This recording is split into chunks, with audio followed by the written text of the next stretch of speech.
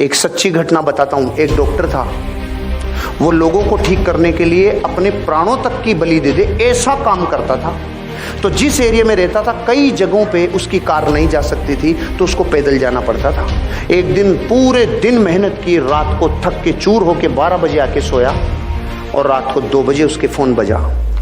2 बजे उसका फ़ोन उसकी वाइफ ने उठाया, तो वाइफ फ़ोन पे उसको समझा रही थी कि आप उसकी गर्म पट्टी की जगह, वो गर्म हो रही है तो ठंडी पट्टी लगाओ, उसको कुछ प्राइमरी ट्रीटमेंट दो। इतने में इसकी चेतना ने इसको आवाज़ दी। कौन है?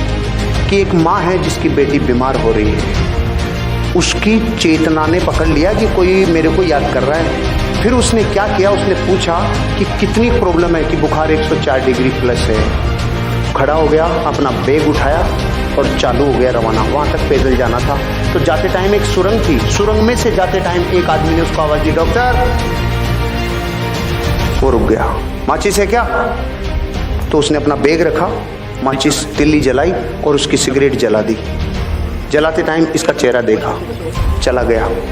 फिर जब वापस आ रहा था उस लड़की का इलाज करके, वापस उसने पूछा, डॉक्टर माचिस है क्या? इसने फिर नीचे बैग रखा, माचिस की तिल्ली जलाई और इसकी सिगरेट जला दी। फिर भी चेहरा देखा, आगे चला गया।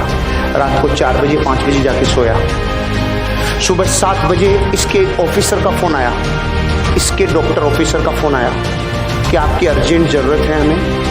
रात को अपने ऑफिसर का किसी आदमी ने मार पिटाई कर दी, बहुत ज़्यादा घायल हैं। सुरंग में किसी ने इनको लूट लिया और इनको बहुत नुकसान पहुंचा है। इनका इलाज करने के लिए आपको आना पड़ेगा। तो पहले तो डॉक्टर ने जाके सुबह 7 बजे उसका इलाज किया अपने ऑफिसर का, और फिर पूछा कि इसका ये किसने किया? तो उन्होंने कहा कि जिसने किया था सुरंग में ये काम, उस आदमी को हमने पकड़ लिया, पुलिस के हवाले कर दिया। तो उसने कहा मैं उससे मिलना चाहता हूँ। ये गया और जेल में जाके देखा तो वो वही आदमी था जिसकी रात में इसने सिगरेट जलाई थी। तो इसने बोला, इसने एक ही प्रश्न पूछा जो आपके मन में भी आ रहा है कि मैं भी तो आया था, तूने मुझे क्यों नहीं लूटा?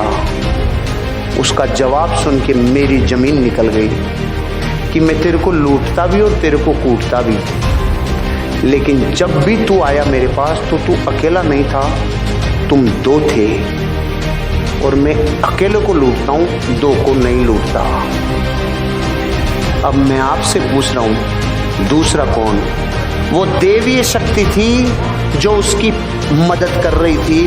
मैं आपको ये बताना चाह रहा हूँ, जब ये स्टोरी मैंने पढ़ी ना, ये अमेरिका के किसी डॉक्टर की कहानी है जिसने अपनी बायोग्राफी में लिखी है। उसके साथ वो पावर थी जिसको आप लोग और हम लोग सुप्रीम पावर कहते हैं, क्योंकि उसको ये पता था कि इस आदमी के साथ हादसा होगा। जो अपने प्रोफेशन को इतना बेइंतहा मोहब्बत करता है, वो तो अकेला ही था ना, उसको थोड़ी पता था। उस दिन के बाद उसको यकीन हुआ कि जब मैं अपने काम को प्राणों से ज़्यादा पसंद करता हूँ तो मेरे को कोई पावर मदद करती है।